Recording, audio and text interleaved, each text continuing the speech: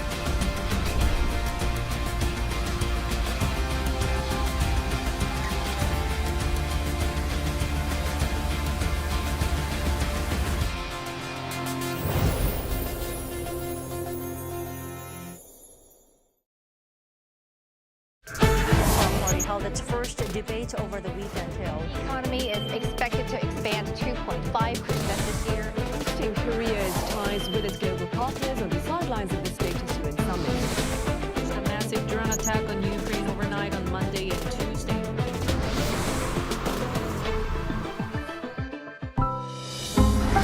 Arirang.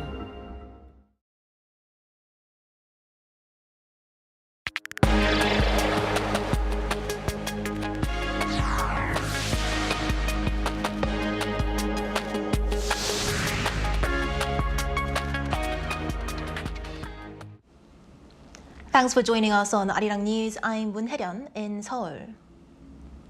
The Trump administration is tightening its student visa rules, introducing a major change that will affect more than 1.2 million international students, including those from Korea. The United States has announced a new rule limiting F1 student visa holders to a maximum stay of 4 years. The Department of Homeland Security announced on Thursday local time that the admission for non-immigrant visa holders will now have a fixed time period. On the press release, it stated that this new rule will end foreign student visa abuse and restore integrity to the nation's immigration system. The rule will apply to both new and current international students. Until now, most international students could remain in the US as long as they maintained their academic status and haven't completed their degree programs. However, under the new policy, students who need more than 4 years to finish their studies, including master's and doctoral candidates, must apply for an extension and pass review by the Department of Homeland Security. Industry insiders say this new requirement could create uncertainty for students, delay research, and complicate long-term academic plans. The Trump administration says the new measures are designed to prevent abuse of the student visa system and tighten immigration control through regular vetting. The policy will also apply to exchange visitors on J-1 visas, such as researchers or those doing professional internships, while foreign journalists will be required to renew their visas every 240 days instead of every 5 years. The regulations are set to take effect in September, 60 days after their publication in the Federal Register. Explosions have been reported across several cities in southern Iran as fighting between the United States and Iran continues. According to Iran state media, IRNA, there were a series of explosions on Thursday evening local time in the southwestern city of Avaz. A local official stated that areas near Avaz had come under enemy attack and that authorities are assessing the damage and will release further details after an investigation. Officials in the southern port cities of Bushehr and Bandar Abbas also confirmed explosions there. On the same day, the U.S. Central Command said in a social media post that U.S. forces had launched a 6th consecutive night of airstrikes against Iran, aimed at further weakening Tehran's military capabilities. Today is Constitution Day in Korea, a national holiday marking the 1948 signing of the country's constitution, now restored as a public holiday after 18 years. The National Assembly marked the occasion with a ceremony on Friday morning, where Speaker Cho Jung-sik called for revising the constitution to protect citizens whose rights it currently overlooks. 5 such citizens were invited to underscore that reform must go beyond restructuring power. Leaders from the ruling Democratic Party and the main opposition, People Power Party, both attended, despite an ongoing standoff between the two over the leadership of parliamentary committees. Korea's Defense Ministry is expected to hold a public hearing in early August as it begins gathering public opinion on a plan to merge the Army, Navy and Air Force academies into a single 4-year academy. According to the ministry on Friday, the hearing will gather opinion on unresolved details, including entrance exams. Alumni of the 3 existing academies have vowed mass protests, while opposition lawmakers call the merger a political flashpoint. And the ruling Democratic Party pushes to pass legislation for the merger this year. Defense Minister An Gyubek says he will meet with alumni groups directly to hear their concerns. Korean culture continues to thrive around the world, but some say the country's traditional cultural heritage has yet to receive the same global recognition. Lawmakers are exploring ways to balance heritage protection while advancing a global reach. Our An Sung-jin has the details. K-pop and Korean dramas have captivated audiences around the world. But Korea's traditional culture, especially its antique crafts and artworks, is yet to enjoy the same global reach. To address those barriers, a policy seminar was held at the National Assembly on Thursday with the Korea Antiques Association on easing restrictions on the overseas export of Korean antiques. Rather than keeping Korea's antique art bound by outdated regulations, I believe it's time to ease restrictions.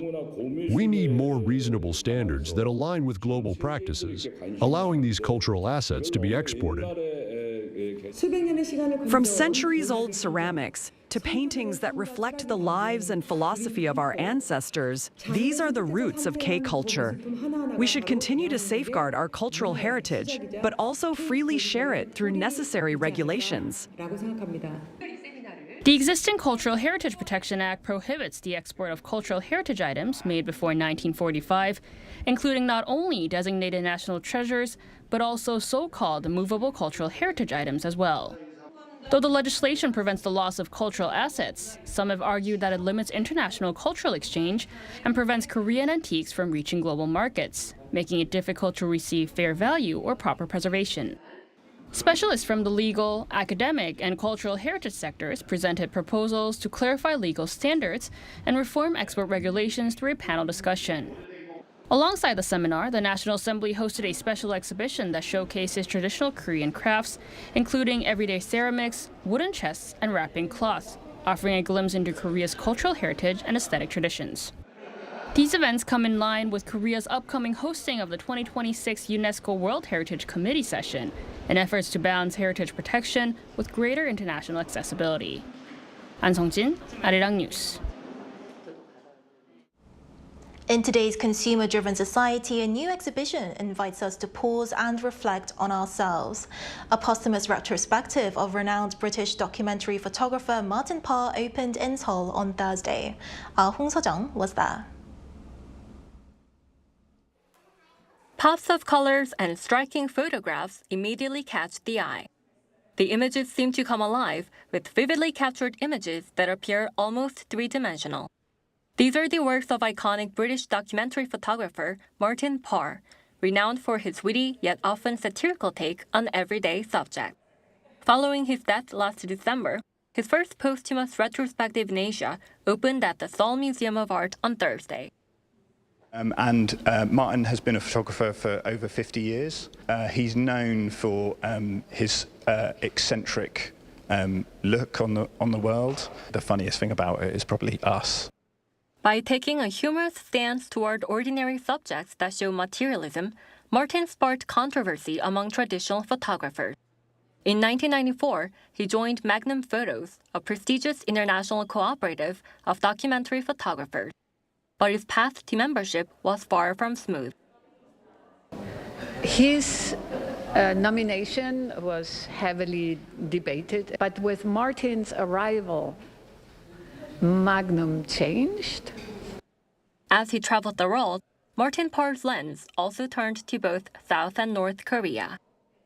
His photographs deal with contemporary issues, including tourism and consumer culture, across different parts of the world, so I think Korean audiences will find them highly relatable.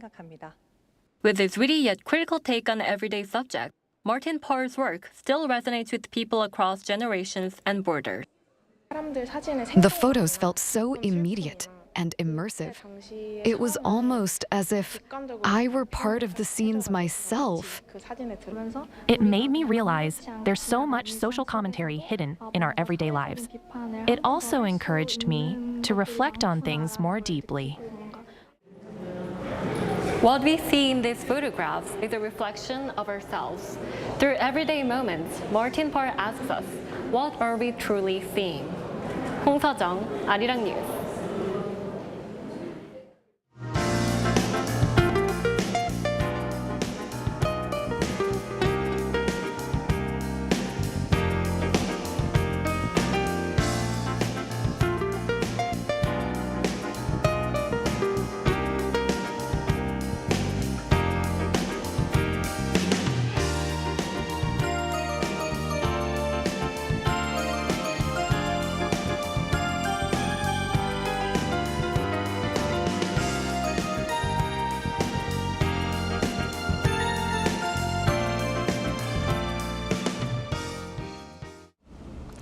That's all we have at this hour. Arirang News will be back at 6 p.m. Korea time. Until then, goodbye.